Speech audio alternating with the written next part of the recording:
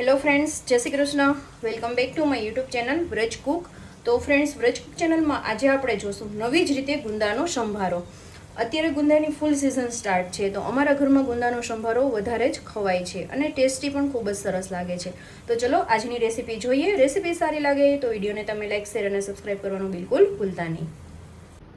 તો ફ્રેન્ડ્સ, ગુંદાનો સંભારો બનાવવા માટે મેં અહીંયા ગુંદા લઈ લીધા છે 250 ગ્રામ.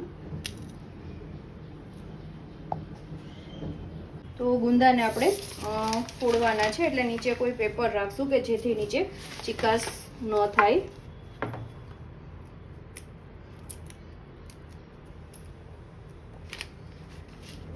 તો આવી રીતે અને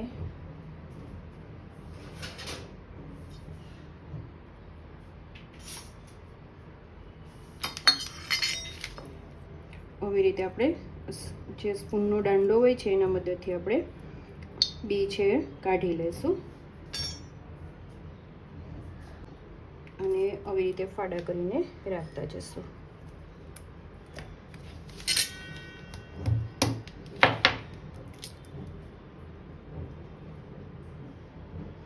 તો આપણે ગુંદાના ફાડા કરી લીધા છે. આવી રીતે અલગ અલગ કરવાના છે. પછી આપણે એની ચીકાશ કાઢવા માટે બધામાં આપણે થોડું થોડું મીઠું એડ કરી દઈશું.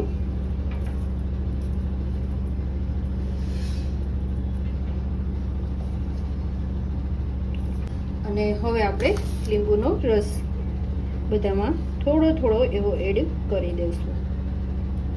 બસ એક ટીપું જ.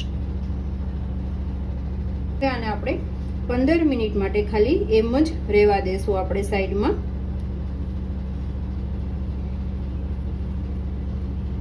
તો 15 મિનિટ માટે આપણે સાઈડમાં રહેવા દઈશું.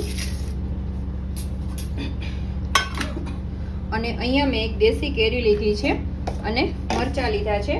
કેરી અને મરચાં વગર આ સંભારો છે અધૂરો લાગશે, કારણ કે થોડો સ્પાઇસી હોય તો જ સંભારાનો ટેસ્ટ આવે છે. એટલે થોડો ખારો અને થોડો સ્પાઇસી હોય તો જ ટેસ્ટ આવે છે. એટલે મેં અહીંયા મરચાં લઈ લીધા છે અને કેરી લઈ લીધી છે. કેરીને આપણે તમે જે નોર્મલ કેરી, કેસર કેરી છે કે તોતા કેરી છે, તમારી ચોઈસ પ્રમાણે તમે લઈ શકો છો. અને છાલ સાથે જ આપણે કરવાની છે. છાલનો ભાગ આપણે કટ નથી કરવાનો, ઉતારવાનો નથી. આવી રીતે આપણે થોડા એવા જાડા પીસીસ કરીને આવી રીતે મીડિયમથી કરશું. આવી રીતે જાળીનો ભાગ આવી ગયો હોય ને તો એ આપણે કાઢી નાખવાનો છે. જો આ રીતના આપણે પીસીસ કરવાના છે. અને આ કેરી થોડી ખાટી હોય છે, એટલે મેં એક જ કેરી લીધી છે. દેશી કેરી છે એ થોડી ખાટી હોય છે. તમે તોતા કેરી લેતા હોય તો તમે નાની 2 કેરી લઈ શકો છો. તો આપણે એક જાડી તળિયાવાળી કઢાઈ લઈ લેવાની છે. હંમેશા થોડું જાડું હોય ને કઢાઈ એ જ લેવાની છે, કારણ કે એમાં તમારો જે સંભારો છે એ બળવાનો ચાન્સ ન રહે. અહીંયા મોટું 1 ચમચું હું તેલ મૂકી દઈશ.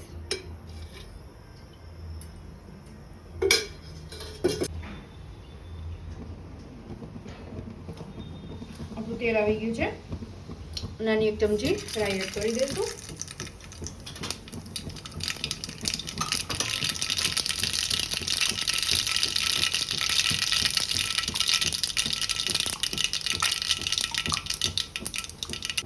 ચપટી જેટલું હળદર અને પાણી સાથે આપણે એડ કરી દેવાનું છે ગુંદાને.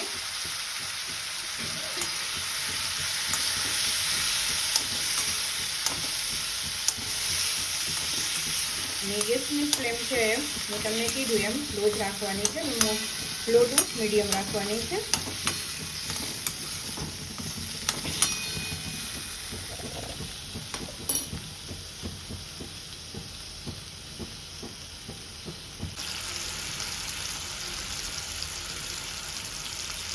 અને થોડી વાર આપણે ખુલ્લો જ એને ચડવા દેવાનો છે.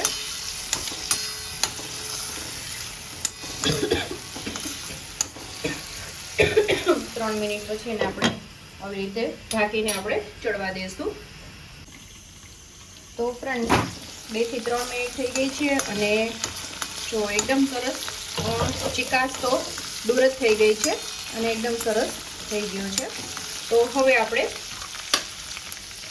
કેરી અને મરચાં બંને એડ કરી દઈશું અને ફરી સરસ રીતે હવે આને આપણે છે ને થોડી વાર માટે ફરી ખુલ્લું જ આપણે કૂક થવા દઈશું 2 થી 3 મિનિટ માટે. અને આપણે નિમક એડ કરવાનું છે. પહેલાં આપણે નિમક ગુંદામાં એડ કરેલું છે એટલે એ જ પ્રમાણે તમારે નિમક છે એડ કરવાનું છે.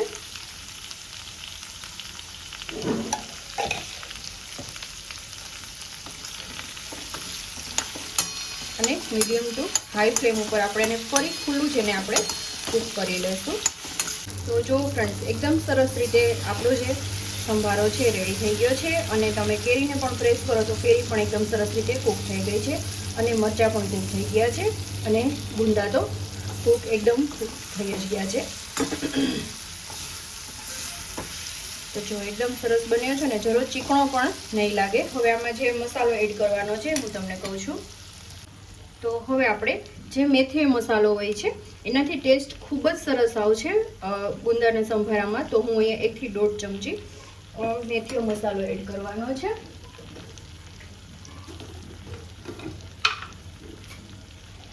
અને 1 ચમચી ધાણા જીરું પાવડર અને હવે આપણે સરસ રીતે મિક્સ કરી લેવાનું છે. આપણે રહેવા દેશું.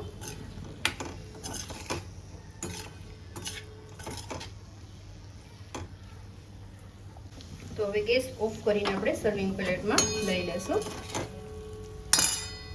તો ફ્રેન્ડ્સ આપણો જે ગુંદાનો સંભારો છે બનીને રેડી થઈ ગયો છે. એક નવા જ સ્વાદમાં અને ખૂબ જ સરસ ટેસ્ટી લાગશે. તમારે શાકની જરૂર પણ નહીં પડે. તો આઈ હોપ કે આજની રેસીપી તમને પસંદ આવી હશે ફ્રેન્ડ્સ. રેસીપી થોડી પણ પસંદ આવી હોય તો વિડીયોને તમે લાઇક શેર અને સબસ્ક્રાઈબ કરવાનું બિલકુલ ભૂલતા નહીં.